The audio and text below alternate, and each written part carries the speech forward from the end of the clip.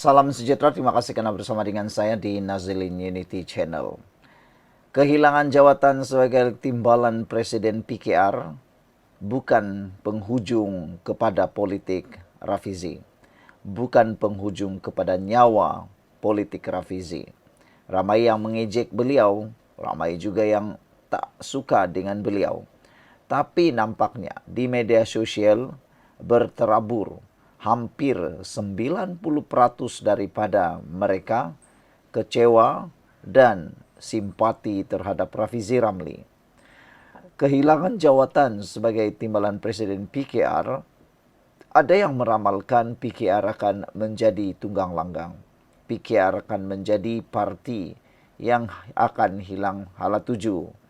Ramai juga yang menyatakan bahwa PKR akan menghadapi masalah dalam pilihan raya akan datang. Ada beberapa pemimpin PKR sendiri sudah mula menyuarakan suara mereka, menyatakan bahwa Anwar Ibrahim akan menanggung akibat yang berat terhadap kemenangan Nurul Izzah Anwar tersebut. Pahlawan perang mereka yaitu Rafizi Ramli kini seakan-akan mengambil langkah berehat. Namun demikian, ada satu maklum balas daripada penonton channel saya.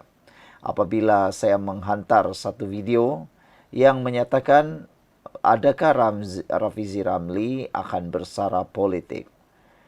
Jawapan kepada netizen tersebut ialah beliau mencadangkan supaya Rafizi Ramli menggantikan istri Anwar Ibrahim sebagai penasihat PKR digantikan oleh Rafizi Ramli.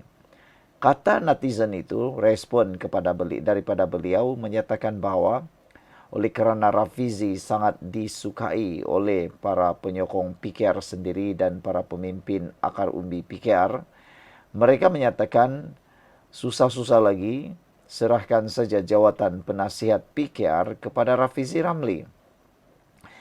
Yang kita ketahui ialah istri Anwar Ibrahim pernah menjawat jawatan sebagai penasihat PKR itu. Jadi untuk mengelakkan daripada parti PKR terus diserang oleh para pembangkang dan pembenci PKR, musuh politik PKR yang menyatakan parti itu sebagai parti keluarga, ibu, bapa dan anak, jadi lebih baiklah serahkan jawatan penasihat PKR kepada Rafizi Ramli. Dirasakan itu boleh membantu meredakan kepanasan yang sedang berlaku dalam PKR. Dan dapat dirasakan bahwa dengan perkara itu, Rafizi Ramli mungkin akan menerima atau tidak. Namun, ada juga yang menyatakan bahwa perbuatan seperti itu adalah tidak beradab. Memberi jawatan kepada orang yang kalah supaya senang hatinya dan terpujuk hatinya adalah perbuatan parti yang lain. Berkata Fadalina Sidik, parti PKR bukan parti seperti parti-parti yang lain. Parti PKR bukan parti dikir barat yang mana hanya angguk-angguk, ikut-ikut apa yang tukang karut buat. Kalau tukang karut sebut ini, mesti diikut. Fadalina Sidik kata, tak perlu ikut seperti dikir barat. Yang hanya angguk-angguk, ikut-ikut apa yang dicakap oleh tukang karut. Itu sebabnya ada yang mencadangkan Rafizi Ramli lebih baik berehat saja daripada diberikan jawatan-jawatan seperti itu yang mungkin akan lebih membuatkan Rafizi malu dan mungkin akan terasa tersinggung. Apabila pendapat Anda semua. Sekian dulu, kita jumpa lagi. Salam sejahtera, terima kasih karena bersama dengan saya di Nazilin Unity Channel. Wow, akhirnya Rafizi bersuara. Selepas mendiamkan diri dan seakan-akan lenyap sementara sekejap dalam radar politik Malaysia, selepas kalah dalam pemilihan PKR, tiba-tiba Rafizi muncul memberikan kata dua yang luar biasa. Saya tidak berniat untuk berputus asa, kata Rafizi. Apakah maksud kenyataan Rafizi ini? Kenyataan ini cukup hebat. Kenyataan ini cukup luas maknanya.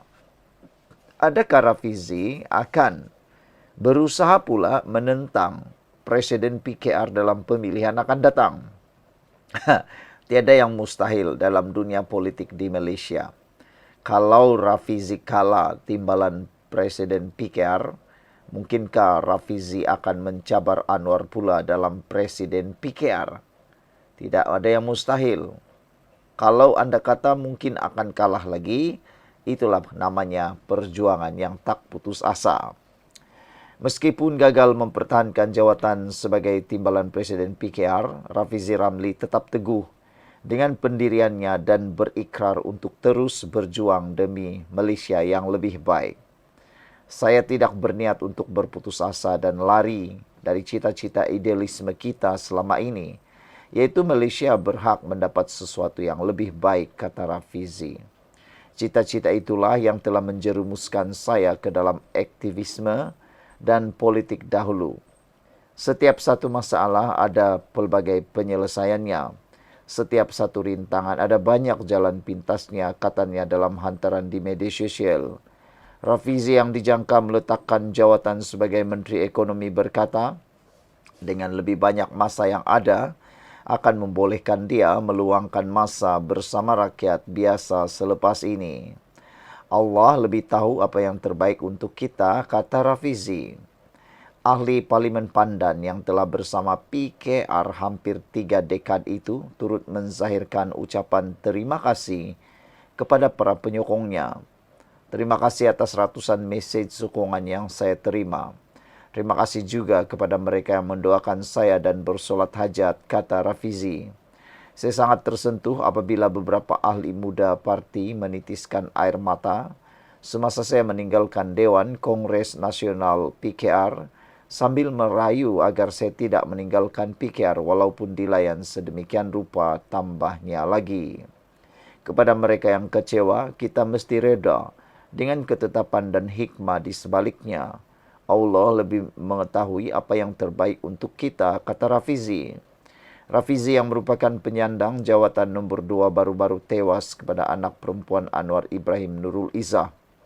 Semalam, ahli politik itu menegaskan bahawa memegang jawatan dalam kerajaan bukan satu-satunya cara untuk mencapai matlamat reformasi, malah menegaskan bahawa perubahan harus bermula daripada masyarakat sendiri.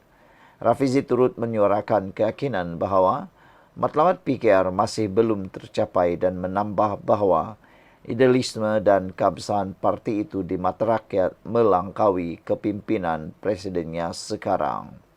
Ada lagi yang menyatakan dalam ruangan komen, sehari yang berhormat Rafizi Ramli masih ada di arena politik Malaysia, saya akan sokong beliau berhabis-habisan, kata Yellow Camel. Baru sebentar tadi saya melihat satu live di YouTube, dia menulis, syukur Alhamdulillah walaupun Rafizi kalah, tetapi beliau tetap paling disukai dalam PKR. Jadi, apakah yang akan terjadi selepas ini? Kita tengoklah nanti. Apa langkah seterusnya Rafizi pun kita tengoklah nanti. Kita berharap supaya Rafizi tidak letak jawatan sebagai Menteri Ekonomi. Dan kita berharap beliau kekal bersama dengan PKR. Paling penting sekali, beliau teruskan perjuangan, memperjuangkan nasib rakyat, dan memperjuangkan idealisme ke arah Malaysia yang lebih baik. Kita jumpa lagi, tinggalkan komen Anda.